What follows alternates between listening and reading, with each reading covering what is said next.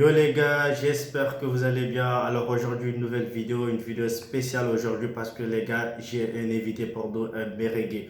On va essayer de débriefer ce match aujourd'hui, le derby de Madrid.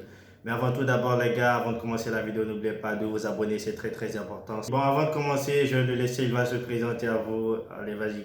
Bonjour les gars, j'espère que vous allez bien. Moi c'est Lille. Merci beaucoup pour l'invitation. Je suis très content d'être là avec vous. Merci beaucoup. Voilà, alors Lille, sans plus tarder, on va aborder ce match aujourd'hui. Comment est-ce que tu as trouvé le match du Real de Madrid aujourd'hui? Bon, c'est un match pas facile, mais on s'attendait à un match vraiment difficile. Vu que Ouais. c'est un derby, tu as vu. Et c'est votre bête noire aussi, Merci l'Atlético. beaucoup, c'est notre bête noire. Ouais. Avec l'Atlético, on a l'habitude d'avoir tout le temps des défaites. Ouais. Donc, mais aujourd'hui, je suis content, même si j'aurais préféré avoir une victoire, mais un match nul, c'est pas mal aussi. Un match nul, ça ne fait pas trop vos affaires, vous deux, mais ça fait l'affaire d'un club, le FC Barcelone. Non. Bon, on va revenir sur ça après, mais le FC Barcelone, bon, provisoirement, ils vont se rapprocher parce qu'ils ont un match en retard. Demain, on ne sait pas s'ils vont gagner ou pas. Donc, c'est provisoire. Alors maintenant, pour toi, aujourd'hui, quels ont été les points forts et les points faibles du Real de Madrid dans ce match? Bon, la première période, c'était pas du tout facile pour le Real Madrid. Mais à partir de la deuxième période, on a vu un changement, on a vu le cours du match a changé. Ouais. Donc, je me dis qu'aussi, voilà, avec l'absence de Militao, du Rudiger, on a un Tchouaméni aujourd'hui qui a fait le taf, qui a assuré. Je ne vais pas dire qu'il a fait un très bon match, mais il a assuré. Ouais. Donc, ça va quoi.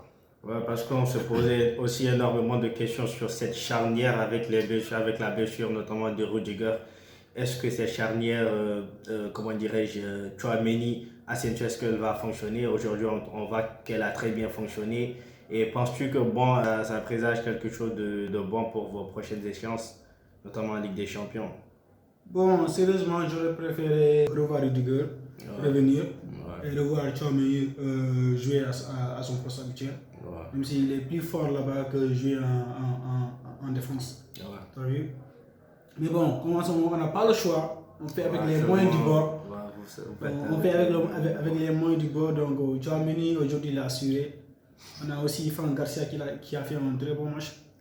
Ouais, Franck Garcia, il a fait un très bon match. Il a fait un très bon match, donc il faudra qu'on souligne cela.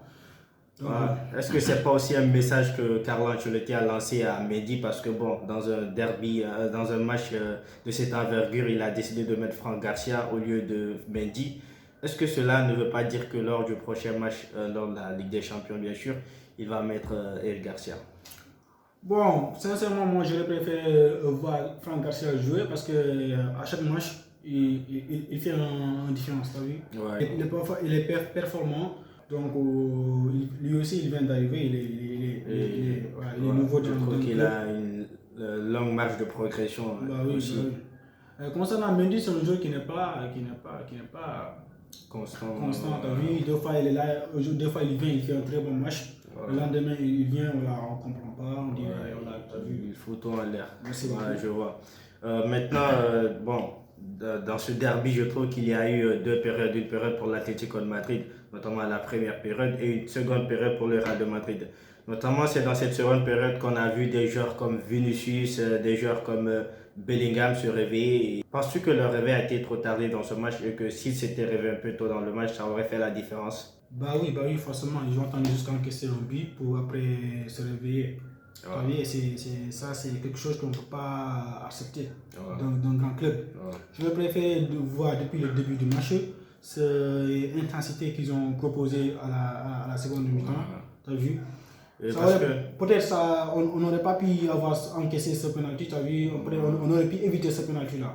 Même si c'est un penalty, on peut dire. Vous auriez pu avoir ne serait-ce qu'un but d'avance par rapport à l'Atlético. Et je pense aussi qu'il y avait très longtemps que je n'avais pas vu Vinicius dans cet état de forme en seconde période, bien sûr.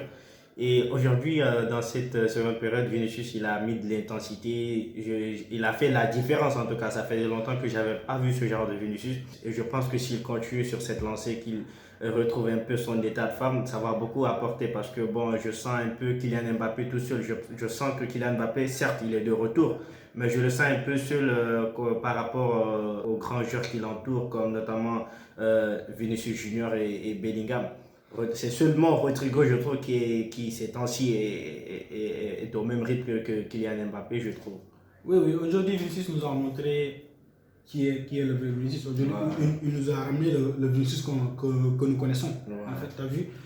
Donc, j'espère vraiment qu'il va continuer comme ça. Et bon, même si avec son caractère qui lui cause des fois des problèmes avec les arbitres, avec les joueurs, tu as vu. Donc, j'espère vraiment qu'il va continuer comme ça et il ne va pas, avec le temps, il ne va pas se laisser faire. Ouais, espérons.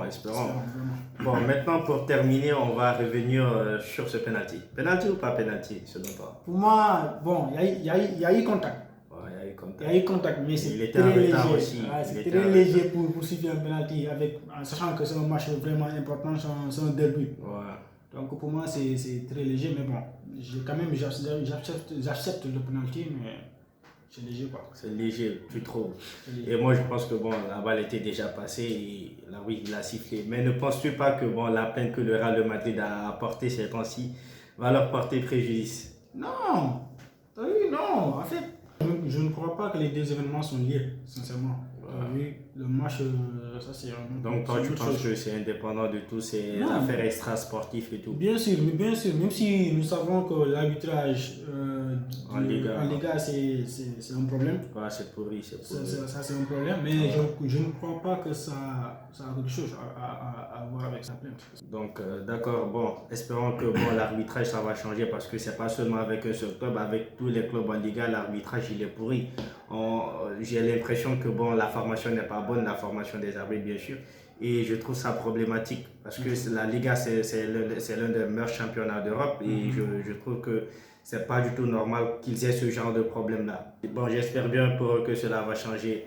Alors les gars, c'était tout pour cette vidéo aujourd'hui. J'espère que vous avez aimé la vidéo. Si vous avez aimé ce genre de débrief, faites-le moi savoir en commentaire. Je vais essayer d'en faire encore si vous avez kiffé les gars. Maintenant, on va revenir demain pour faire un avant-match. De la Ligue des Champions, City contre Real de Madrid, les gars. À la Madrid. Non, Visca Barça, les gars. Visca Barça, je me suis trompé. Visca Barça, les gars.